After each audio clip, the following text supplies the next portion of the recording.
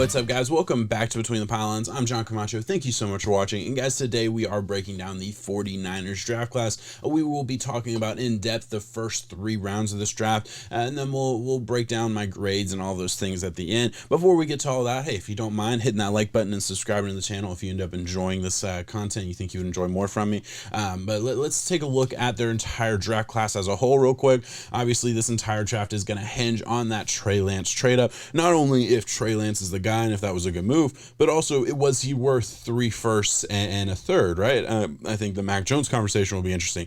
The Fields conversation will be interesting. All of those things are going to be an element of this Trey Lance trade up, and the benefit of hindsight is really the only thing that's going to make it whether this move was a good move or not clear. We don't know yet. Certainly a bold move to say the least. But moving through the rest of the draft, grabbing a guard in the second round that should be a plug and play type of guy, getting a running back that doesn't really fit the current mold, and I think was a good move by them to grab a little bit more of a bruiser there in the third round. Actually traded up for him, and then grabbed a couple cornerbacks. Got another cornerback in the third round who we'll talk about out of Michigan, and then another cornerback in the fifth that I think was a position of need. Sherman isn't there right now. There's certainly some conversations. He's still a free agent. Will he go back to the 49ers? Will he go to the Jets? Will he go? Any number of other teams that could utilize him in that Seattle type of scheme. There's a lot out there. He has some options for sure.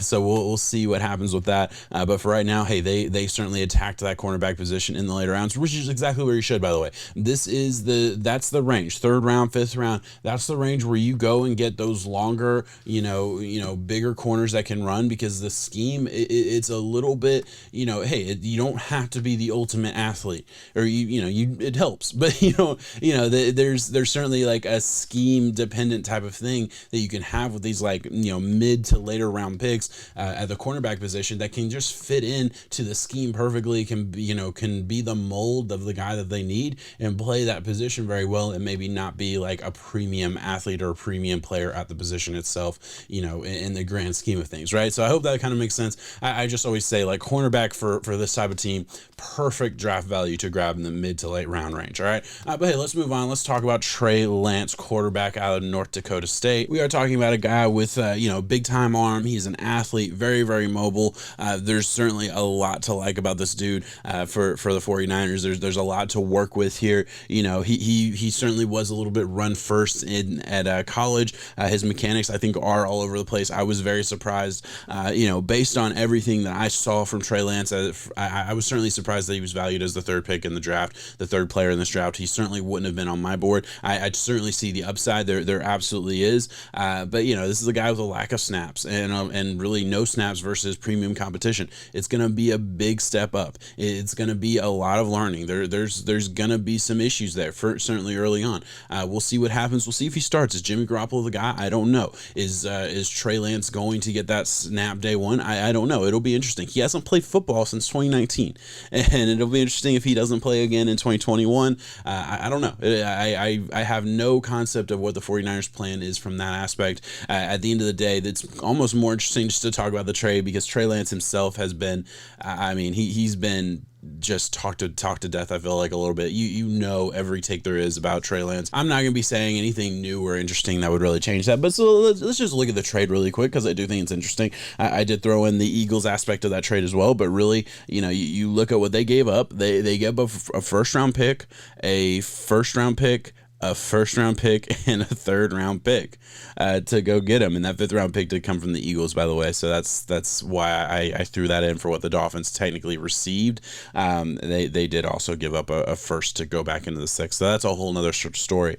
But they gave up a lot, man. And we'll see what happens there. We'll see how this ends up working out. I don't know. I certainly think there's a lot of ways that this storyline could play out and maybe not make this trade look awesome. And I don't even mean that from a Trey Lance perspective. Trey Lance could be awesome, but if Justin Fields is just as awesome or really, really good or anything like that, Justin Fields went 12, went 11 overall. If Mac Jones kills it with the Patriots, Mac Jones went 15 overall. And granted, listen, that trade up can change so many different things. You never know what the Panthers would have done. The Panthers traded for a Sam Darnold after the 49ers trade. You never know how that would have affected things. So there's a lot of variables there. It's certainly interesting, and it's certainly something that I'm very excited to take a look at, and I'm sure will be a hotly discussed conversation for a long time in the NFL circles. Moving on to their second round pick, they do grab an Aaron Banks in the second round out of Notre Dame. This is a guy who is built like a brick shit house. I mean, dude is giant. He is big. He is strong. He is physical. Are there certain issues with his mechanics at times? Yeah, it can be. He certainly can get his pad level a little too high at times. There's issues there. There are minor issues, but overall, you're getting a really, really good offensive lineman.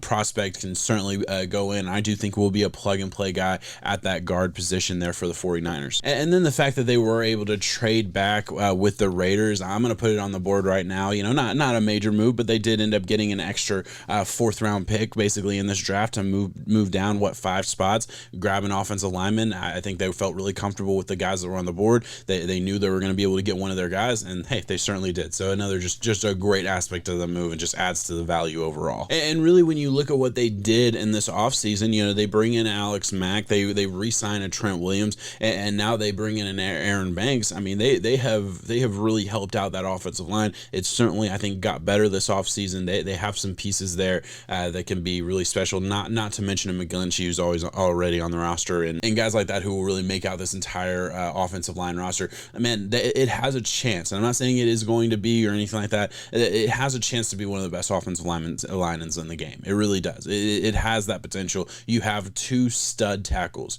You have a really, really, really good center, in my opinion, and you have a young guard now to add to the mix to really make it special. It really has certain pieces there to make it special, and we'll see what happens. You're going to need some guys to step up and really play as a cohesive unit. That's always a big part of the offensive line conversation. But man, I do think there's some high upside there. And then in the third round, they actually used one of the fourth round picks that they got from the Raiders to trade back up into the third round to grab a TREY Sermon. And this was a guy, listen, I saw TREY Sermon as a early day 3 type of pick. So he went pretty close to what I was thinking. There's certainly some pieces there. Has some good burst and explosiveness. Has some really, really good pieces to his game. Plays with some power and all of those things. My question is vision. Vision was certainly an issue, and I did a draft breakdown kind of talking about it, and I kind of got some hate for it, probably rightfully so. I did maybe nitpick a little bit on his vision versus early on at Ohio State. Thought he could have made some better decisions with the ball in his hands, but I mean, you saw how well he performed down the stretch. He diced Clemson up, he really did, and I mean, he's going to the perfect system. He's going to the perfect system for the running back position. He's going to go play in that Kyle Shanahan run scheme, and the great aspect of this trade, but also drafting a TREY Sermon, is the fact that now you have a little bit of power. You look at the guys they have a Breida, they have a Jermichael Hasty, they grabbed a Mitchell in the 6th round, who's just another one of those type of, scat baggy type of guys. You have a Jeff Wilson, who maybe you could say is a little bit thicker, but overall you have some scat backs. You have some one-cut speed runners that really aren't going to play through a ton of contact. Now you're adding TREY Sermon. You're getting a little bit thunder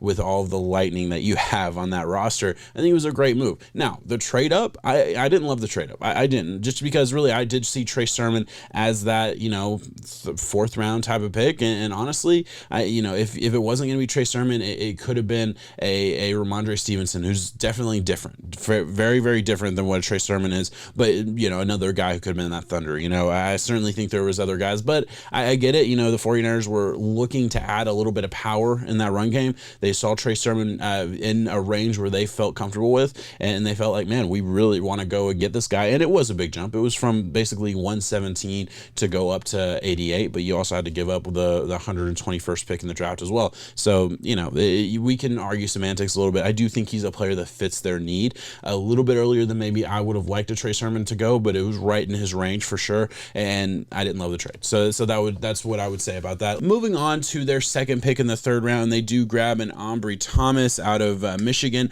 and this guy just fits the scheme perfectly, right? He's a long pressed corner, right? He's going to go in and fit into that, cover 3 press bail scheme perfectly, right? He's pesky. He does have some penalty issues. There's certainly some issues like that. I would argue, maybe even a little stiff at times. I really would. But I mean, he's a guy who is very physical, has great ball skills, does a really good job of high pointing the ball and really causing havoc for corners. It'll be interesting to see, man. I really thought that was a good pick. I had him valued, in that 4th to 5th round range. I did, but even when I did my assessment or whatever, I even said he's gonna go to somewhere that plays the Seattle scheme, and he might even go earlier than I think he should, because he fits so perfectly into the Seattle scheme. Does not surprise me a bit that he's a late 3rd round pick. Let's move on to my best and worst move. I'll give you my grades and we'll get out of here. So for my best move, it is trading back and grabbing an Aaron Banks, right? And I mentioned it when we talked about Aaron Banks, so I really want to dive into it now. You look at the trade back. They move back 5 spots with the Raiders. Raiders go move up and get their safety there, Trayvon Moehrig, and the 49ers are able to trade back and right in like the cluster of all these offensive linemen going. They've had to have felt really, really confident they were going to get one of their guys. And honestly, I assume, and I don't know this, but I assume when you look at all the offensive linemen that went in the 2nd round, the 3 guys that they probably would have been targeting that they were traded down and assumed they could get was an Aaron Banks, a Josh Myers, or a Creed Humphreys, right? Because interior offensive line was going to be the issue, right? They're good on tackle. They have 2 stud tackles. They weren't going to ever be interested in a Walker Little or a Jackson Carmen because those guys are tackles. Maybe they would have been and moved them to guard or whatever. You never know, stuff like that. But overall, I think Aaron Banks probably was their choice. So they move down, get an extra 4th round pick, spend a 7th, but that doesn't really matter, does it? Get an extra 4th round pick, and then they're able to flip that 4th round pick to move back in the 3rd and grab a TREY Sermon. You gotta love the trade value. You gotta love really playing the board at a high level for the 49ers. I'm going to move on to worst move, and I already kind of mentioned it. In a vacuum, I didn't like trading 2/4 to move up and grab TREY Sermon. I didn't value TREY Sermon like that, so that's my worst move in a vacuum. But as I mentioned, they essentially just spent a 4th round pick on TREY Sermon, because the other 4th they got in this trade, and they got the guy that they were going to take at 43 or wherever anyway. So I mean, really, you just gotta love. Hey, they're playing the board. They're maneuvering in ways and getting the absolute most out of their draft. I love that. I really do. Regardless of the in a vacuum, I didn't like the actual elements of that trade. But when you take a step back and you look at the full scope of what they did and how they maneuvered the board, I love it. I really do. I love what the 49ers did. Let's move on to my grades, right? And I break my grades down into 3 different categories. The first categories being players, and for players, I am giving it a B. I like Trey Lance. I don't love him. I like TREY Sermon. I don't love him. I love Aaron Banks, but that wasn't enough. So that's why I'm giving it a B. I like their draft. I'm not gonna lie. I'm not like in love with some of the guys they got, but I really like them. But they weren't like my guys or anything like that. So I'll put it that way and just kind of break that up in that particular way. For draft value, I'm giving it a B plus. All right. And really, I mean, I talked about draft value with their trades in the 2nd and 3rd round and 4th round. I'm good with that. I don't know about the Trey Lance trade up. I really don't. I think they got a little bit overzealous. They got nervous. I think they were reading, they were listening to all these teams that might be interested in the quarterback, and they were, listening to all the smoke. So I think they got a little bit antsy. I think they're like, man, we don't want to lose these guys. We know we're going to like one of these guys. And from everything I've seen, I think it was Mac Jones early, and the decision was made later on to grab a Trey Lance. And honestly, I think an element of taking Trey Lance over Mac Jones, and I know 49ers fans hated the idea of trading up for Mac Jones. I do think it was the fan base. I do think it was the fact that like Kyle Shanahan had to look at it. Kyle Shanahan and Lynch and all those guys, they had to look at it and be like, man, if we miss on Mac Jones, we are fired. Because we don't get to make this move and miss on Mac Jones. And part of that is because the entire fan base, the entire world is going to sit there and say, yeah, that was stupid. We told you. The Trey Lance thing, if they miss on Trey Lance, they might not be fired. Because, I mean, Kyle Shanahan's awesome. Lynch has played the draft really, really well. If they miss on a quarterback here, it's not going to be the end of the world. And honestly, I think Kyle Shanahan also knows, hey, we can make it work with just about anybody. Hey, maybe I'm wrong. Maybe it was Trey Lance all the way. I don't know. I certainly should have been. I'm not a big Mac Jones guy personally. I did think he would fit into that offense pretty well, but but beyond that, like, I'm not like in love with Mac Jones. I saw Mac Jones as a late first type of guy. So, you know, that's just my personal grade and all those things. I don't know. We'll see. Let's move on. I'm spending too much time on that. Needs is my last grade. I'm giving it an A. They did a really good job. Of course, grab the quarterback early. Need. Grab interior offensive line with a 2nd and 5th round pick. Need.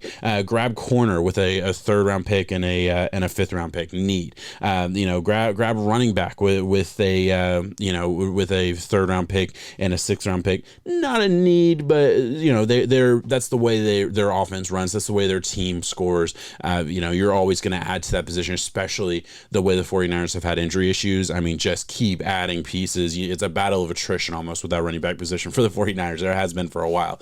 But all right, guys, that's all I got on the 49ers. Thank you so much for watching. Please, if you do enjoy this video, hit that like button. It really helps out the algorithm. If you like content from me and you think you would like more, hit the subscribe button. I'll be putting out a ton of videos, draft content, football content. I have a ton of stuff planned after I get through this draft breakdown series, and I'm almost done. I'm ready to be done. I'm not gonna lie to you guys. So hey, thank you so much for watching. We'll see you next time. Peace.